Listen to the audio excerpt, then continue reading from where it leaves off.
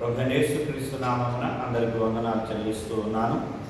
అలాగే స్వాతంత్ర దినోత్సవ శుభాకాంక్షలు కూడా మీ అందరికీ అందిస్తూ ఉన్న దేవుని వాక్యాన్ని మనం ధ్యానం చేద్దాం. దానికి ముందుగా ప్రార్థన. సర్వమయుడైన సర్వాధికారి సర్వ సృష్టికర్త నీకు వందనాలు. నీ ఘనమైన నీ అద్వితీయమైన ఆశ్చర్యకరమైన నామాన్ని బట్టి ఇదిగో ఈ ఉదయకాలమందు నీ పాదముల ఎదుకు వచ్చి స్తుతిస్తూ ఉన్నాను. ఈ ఆగస్టు మాసంలో ఆయన మా దేశం కొరకు ప్రార్థించడానికి, మా రాష్ట్రాల కొరకు ప్రార్థించడానికి మీరు ఇచ్చిన ధన్యతగా వందనాలు. అయా గత దినాన మా దేశ స్వాతంత్ర్యాన్ని జ్ఞాపకం చేసుకొని అయా మా దేశ ప్రజలందరూ సంతోషంతో నింపబడి ఉండగా దేవాయుడుగా నీ బిడలమైనటువంటి మాకు ఇచ్చిన ఆత్మీయ స్వాతంత్ర్యాన్ని బట్టి కూడా నిన్ను స్తుతిస్తూ ఉన్నాం. నీ వాక్యము ద్వారా మరొకసారి మాతో మాట్లాడి మీ నామానికి మహిమ తెచ్చుకున్నామని, మీరు చేసిన ప్రతి మంచి కార్యాన్ని బట్టి కృతజ్ఞతలు చెల్లిస్తూ విశ్వాసంతో యేసు నామంలో ప్రార్థించి ఈ మనములు అడిగిపోయి ఉన్నాం పరమ తండ్రి, ఆమేన్. ప్రైజ్ ది లార్డ్, హల్లెలూయా. దేవునికి మహిమ కలుగును గాక. ఈ సమయంలో 1 కొరింథీ పత్రిక 6వ అధ్యాయము 12వ వచనాన్ని చదువుకున్నాము. అన్నిటి యందు నాకు స్వాతంత్ర్యము కలదు గాని అన్నీ చేయదగినవి కావు. అన్నిటి యందు నాకు స్వాతంత్ర్యము కలదు గాని నేను దేని చేతను లోపరచుకొనబడనొల్లను. అలాగే సేమ్ ఇదే విధంగా 10వ అధ్యాయము 23వ వచనం కూడా మరొకసారి చదువుకున్నాం. 23వ వచనం, అన్ని విషయముల యందు నాకు స్వాతంత్ర్యము కలదు గాని అన్నీ చేయదగినవి కావు. అన్నిటి యందు నాకు స్వాతంత్ర్యము కలదు గాని అన్నీ క్షేమాభివృద్ధి కలుగజేయవు. దేవునికి మహిమ చెల్లిస్తూ ఈడ వ్రాయబడుతూ ఉన్నటువంటి మాట, అపోస్తుడైనటువంటి పౌలు ఈ మాటని తెలియజేస్తూ ఉన్నాడు. ఏమనంటే కొరింథీ సంఘానికి తెలియజేస్తున్నాడు. కొరింథీ సంఘములో ఎలాంటి సమస్యలు, ఎలాంటి శ్రమలు ఉన్నాయో మనకు తెలిసినటువంటి విషయమే. అయితే ఇలాంటి సంఘముతో ఆయన ప్రోత్సాహకరమైనటువంటి మాటని తెలియజేస్తూ ఆయన ఏమంటున్నాడంటే, అన్నిటి యందు నాకు స్వాతంత్ర్యము ఉన్నది అని చెప్తున్నాడు. నేను ఏదైనా చేయడానికి నాకు స్వేచ్ఛ అనేది ఉన్నది. ఏదైనా నేను చేయగలను, మంచి అయినా చేయగలను, చెడైనా చేయగలను. ఏది చేయటానికైనా నాకు స్వేచ్ఛ అనేది ఉన్నది. అంటే నాకు ఒక అడ్డంకి అనేది లేదు, లేదా నాకు ఒక కట్టుబాటు అనేది లేదు, నన్ను ఎవరో కూడా ఆపేవారు లేరు. నేను ఏదైనా చేయడానికి నాకు అలాంటి అధికారం అనేది ఉన్నది అని చెబుతూనే ఆయన ఏమంటున్నాడు, కానీ అన్నీ చేయదగినవి కావు అని చెబుతున్నాడు. అన్నీ చేయటానికి అధికారం ఉన్నా అన్నీ చేయటానికి మంచిది కాదు అని చెప్పి, అన్నిటి యందు నాకు స్వాతంత్ర్యము కలదు కానీ దేని చేతను లోపరచుకొనబడనొల్లను అన్నాడు. అంటే నాకు ఏ విషయంలో అయితే స్వేచ్ఛ ఉన్నదో ఆ స్వేచ్ఛను బట్టి నేను ఏదైనా చేయగలను అనుకుంటూ ఉన్నా, కానీ అన్నీ చేయటానికి అన్నీ కూడా మంచివి కావు. కాబట్టి చేయగలిగిన వాటన్నిటికీ నేను లోబడకుండా ఉన్నట్లుగా నా యొక్క మనస్సును, నా యొక్క హృదయాన్ని నేను కాపాడుకుంటూ ఉన్నాను అనే మాటని ఇక్కడ తెలియజేస్తూ ఉన్నాను. ఎందుకంటే ఇప్పుడు నాకు దొంగతనం చేయాలి అనే మనసు ఉంది. అలాగని ఆ దొంగతనం చేయడానికి నాకు అవకాశం ఉన్నా కూడా ఈ యొక్క పౌలు ఏమంటాడంటే, ఆ దొంగతనం అనేది దేవుని ఎదుట పాపము కనుక ఆ పాపానికి నేను లోబడకుండా ఆయన ఇచ్చిన రక్షణను బట్టి, ఆయన ఇచ్చిన పరిశుద్ధతను బట్టి నా జీవితాన్ని నేను కాపాడుకుంటా. నేను ఆ పాపానికి లోబడను, ఆ సాతాను యొక్క ఆ క్రియలకు నేను లోబడను అని తెలియజేస్తూ ఉన్నాడు. అలాగే 10వ అధ్యాయం 23వ వచనంలో ఏం చెబుతూ ఉన్నాడు అని అంటే, అక్కడ ఇదే మాట చెబుతూ చివరిలో అన్నాడు, అన్నీ క్షేమాభివృద్ధి కలుగజేయవు అన్నాడు. ఒకవేళ ఈ దొంగతనం నేను చేశాననుకో, నా చేయడానికి నా మనసు అంగీకరించింది, నేను అంగీకరించాను కాబట్టి నేను చేస్తే అది నా క్షేమాభివృద్ధిని కలగజేయదు. ఎందుకంటే ఒకవేళ ఆ సమయంలో నేను దొరికితే నేను గాయపరచబడతా, వాళ్ళ చేతుల్లో నేను దెబ్బలు తింటా. ఒకవేళ తర్వాత నేను చెరసాలలోకి వేయబడతా, నేను శిక్షని అనుభవిస్తా. ఒకవేళ నేను దొంగతనం చేయకుండా నేను కష్టపడి పనిచేసి ఆ పని ద్వారా వచ్చే ధనాన్ని నేను పొందుకున్నట్లయితే అది నాకు క్షేమాభివృద్ధి, అది నాకు సంతోషం అని ఈ యొక్క పౌలు మహాభక్తుడు తెలియజేస్తూ ఉన్నాడు. కాబట్టి మనం ఈ 2 మాటల ద్వారా నేర్చుకునే శ్రేష్టమైన మాట ఏంటంటే, ప్రభువైన యేసుక్రీస్తు వారు తన రక్తాన్ని మన కొరకే చిందించి మన యొక్క పాపము నుండి మనల్ని విడిపించి మన స్వతంత్రులుగా చేశాడు. మన పాపం అనే దాస్యత్వం నుండి, ఆ పాపం అనే దాస్యపు కాడి క్రింద నుండి ఆయన మనం విడిపించాడు. ఆ విడిపించబడినటువంటి మనం మరలా ఆ పాపములో పడకుండా దేవుడు మనకిచ్చిన ఆ స్వేచ్ఛని, ఆ స్వాతంత్ర్యాన్ని మనం కాపాడుకోవాల్సిన వారమై ఉన్నాము అనేది ఈ ఉదయకాలం మందు మీకు తెలియజేస్తూ ఉన్నాను. అలాగే అపోస్తలుడైనటువంటి పౌలే ఈ మొదటి కొరింథీ పత్రికలోని 7వ అధ్యాయము 22వ వచనంలో చూడండి, ఆయన ఏమంటూ ఉన్నాడు. ప్రభువునందు పిలువబడిన దాసుడు ప్రభువు వలన స్వాతంత్ర్యము పొందినవాడు, ఆ ప్రకారమే స్వతంత్రుడై ఉండి పిలువబడిన వాడు క్రీస్తు దాసుడు.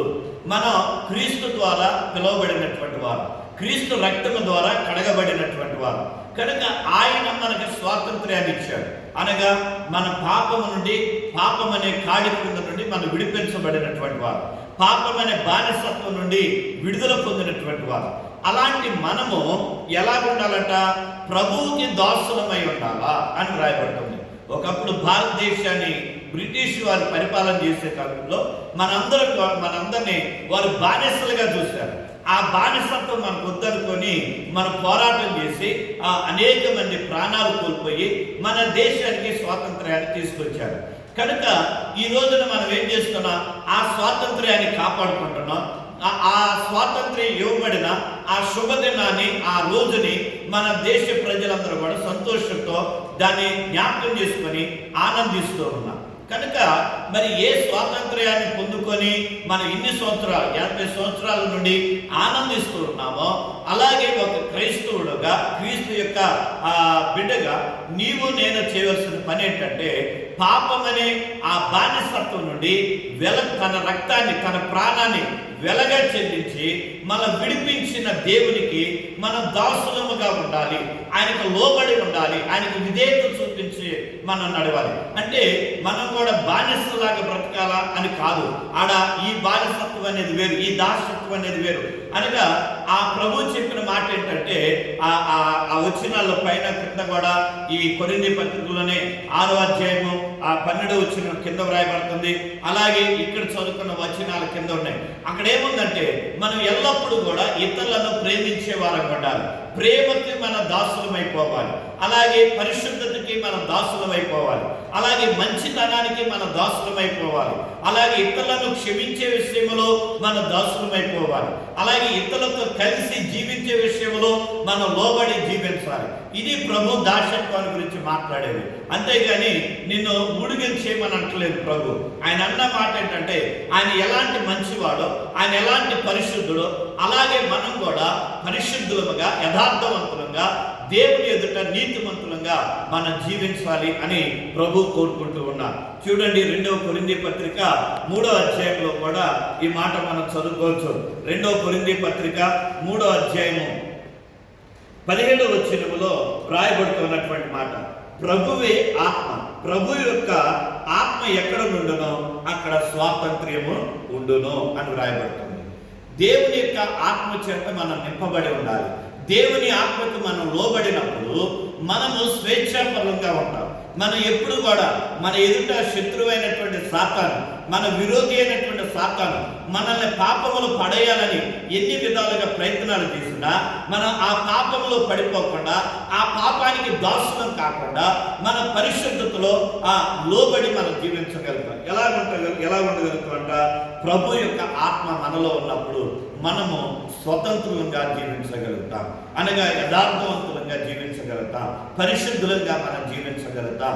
కాబట్టి ఈ ఉదయకాల సమయంలో మనం ప్రభు దగ్గర మనం పొందుకోవాల్సింది ఆయన అభిషేకాన్ని మనం పొందుకోవాలి. దేవుని యొక్క ఆత్మని మనం అనుభవించాలి. అందుకని పౌలు అంటాడు కదా ఈ మాట, మనం మొట్టమొదట అసలు ఈ వచనాన్ని మనం చూసుకోవాలి. కానీ నేను ఎందుకు ఇప్పుడు జ్ఞాపకం చేస్తూ ఉన్నానంటే ఈ వచనాన్ని అనేక మంది వాట్సాప్ గ్రూపుల్లో కూడా ఆ ఇండిపెండెన్స్ డే రోజున ఇదే వచనాన్ని వారు పంపిస్తూ ఉంటారు. వారు పంపించి ఈ వచనాన్ని పెడతారు. అలాగే చాలా మంది ఫోకస్ ఈ వచనం మీదే ఉంటుంది. గలతీయులకు రాసినటువంటి పత్రిక 5వ అధ్యాయము 1వ వచనం మీద అనేక మంది పంపిస్తూ ఉంటారు. ఈ స్వాతంత్ర్యం అనుగ్రహించి క్రీస్తు మనలను స్వతంత్రులుగా చేసి ఉన్నాడు కాబట్టి మీరు స్థిరముగా నిలిచి మరలా దాస్యం అనే కాడి క్రింద చిక్కుకొనకుడి అనే మాట అనేక మంది జ్ఞాపకం చేస్తూ ఉంటారు. అయితే మరి ఆ పౌలు అంటాడు కదా ఆ కొరింథీ పత్రికలోని 3వ అధ్యాయంలో దానికన్నా ముందుగానే 1వ వచనంలో అంటాడు, ఓ అవివేకులైన గలతీయులారా, మిమ్మల్ని ఎవడు భ్రమ పెట్టెను? సిలువ వేయబడిన వాడైనట్టుగా యేసుక్రీస్తు మీ కన్నుల ఎదుట ప్రదర్శింపబడిన కదా. ఆ గలతీ సంఘంతో చెబుతూ ఉన్నటువంటి మాట, ఓ అవివేకులైన గలతీయులారా, ఆయన మనకి పాపము నుండి విమోచన కలగజేశాడు. ఆయన మన ఎదుట ప్రదర్శింపబడి ఉన్నాడు. ఆయన రహస్యంగా ఈ కార్యాన్ని చేయాల. ఆయన ప్రజలందరూ కూడా చూస్తుండగానే ఆయన హింసించారు, ఆయన గాయపరిచారు. ఆయన గెత్సెమనే వనములో మన కొరకై ప్రార్థన ఆయన అందరికీ తెలిసేలాగా ఆయన ప్రార్థన శిష్యులు చేస్తుంటే మరి వారు ప్రభు చేస్తుండగా శిష్యులు ఉండగా మరి అక్కడికి వెళ్ళి ఆయన బంధించారు. ఇవన్నీ కూడా రహస్యంగా ఏం జరగలేదు కదా. మరి అలాంటి మనము ఆయన యొక్క రక్తము ద్వారా కడగబడి మనం స్వతంత్రులమై ఉండగా, ఆ పాపము నుండి విమోచింపబడి ఉండగా మరలా మీరు ఎందుకు ఆలోచిస్తూ ఉన్నారు? మీరు ఎందుకు అనుమానిస్తూ ఉన్నారు? మీరు ఎందుకు తిరిగి ఆ పాపం అనే దాస్యము ఆ కాడికి మీరు వెళుతూ ఉన్నారు? కనుక మీరు దేవుని ఆత్మతో నింపబడండి, దేవుని అభిషేకంతో నింపబడండి. అప్పుడు మీరు స్వేచ్ఛపరులుగా స్వతంత్రులుగా ఉంటారు అని తెలియజేస్తూ ఉన్నారు. కనుక ఈ లోకంలో నేను ఏదైనా చేయగలను అని అనుకుంటున్నావేమో, కానీ చేయదగినవి కొన్ని ఉన్నాయి.